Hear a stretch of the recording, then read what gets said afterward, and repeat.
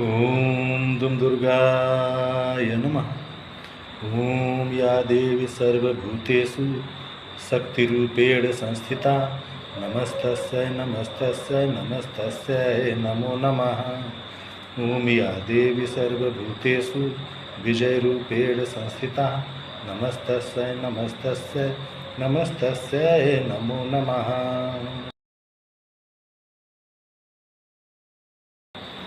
जय माता दी। श्री दुर्गा सप्तशती द्वितीय अध्याय।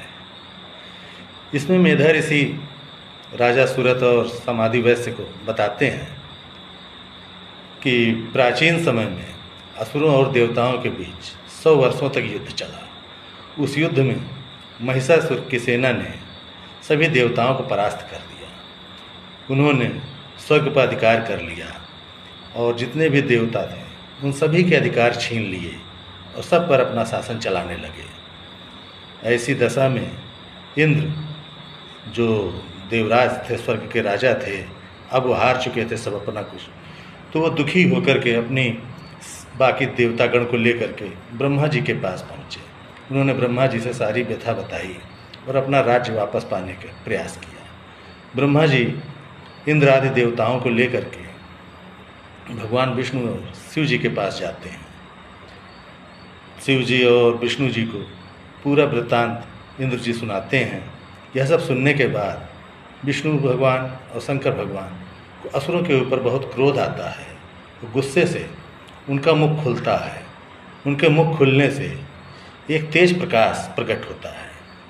साथ ही ब्रह्मा और अन्य देवताओं के मुख से भी वैसा ही प्रकाश निकलता है और वह सारा प्रकाश एक साथ एकत्र होकर बहुत बड़े आकार में फैल जाता है। धीरे धीरे उस आकार से, उस प्रकाश पुंज से एक देवी की आकृति प्रकट होती है।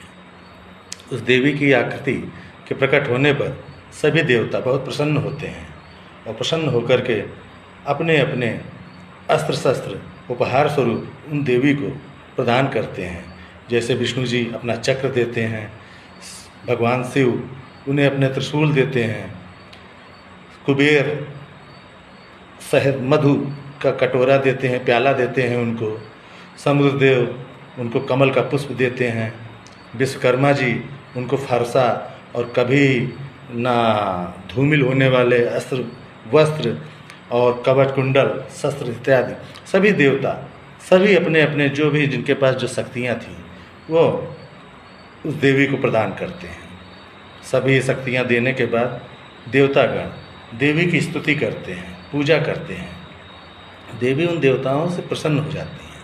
प्रसन्न होकर जोर से हुंकार करती हैं। उनकी उस गर्जना से धरती, आकाश, समुद्र सब थरथराने लगता है, पर्वत हिलने लगते हैं। यह सब सुनकर महिषासुर अचंभित हो उठता है और कहता है, ये कौन सा उत्पात मचा रखा है, चलो देखते हैं।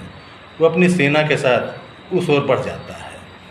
जब वो पहुंचता है तो देखता है सामने विशालकाय रूप में एक देवी खड़ी है और वह क्रोध में अपनी सेना को उस देवी के ऊपर आक्रमण के लिए आदेश दे देता है।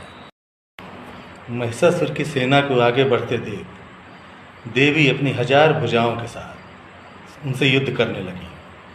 किसी को बाणों से मार गिराया, किसी को गदा से मारा, किसी को फरसे से काट डाला। यह सब देखकर महिषासुर का सेनापति चिछुर महाबलशाली था। वो अपनी सेना लेकर झपट पड़ा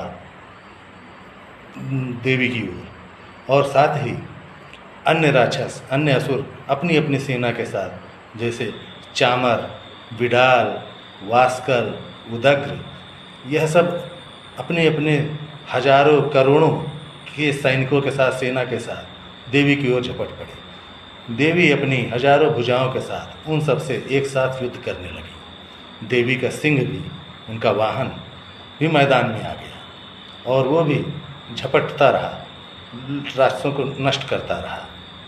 देवी के गुस्से से मुंह से निकलने वाली श्वास से और गण देवी के प्रकट होने लगे। वह गण असुरों को मारते जा रहे थे और साथ साथ शंख, ढोल, मृदंग बजाते जा रहे थे। युद्ध भूमि में भयंकर वातावरण उत्पन्न हो गया था। लेकिन देवी ने क्षण भर में ही उन असुरों की सेना को काट डाला और पूरी तरीके से उस सेना को समाप्त कर दिया।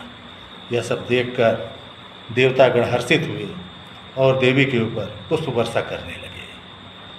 अब दुर्गा सप्तशती के तृतीय अध्याय में महिषासुर का वध किस प्रकार देवी करती हैं, महिषासुर और देवी का युद्ध कैसे होता है, इसके बारे में हम जानेंगे। जय माता दी।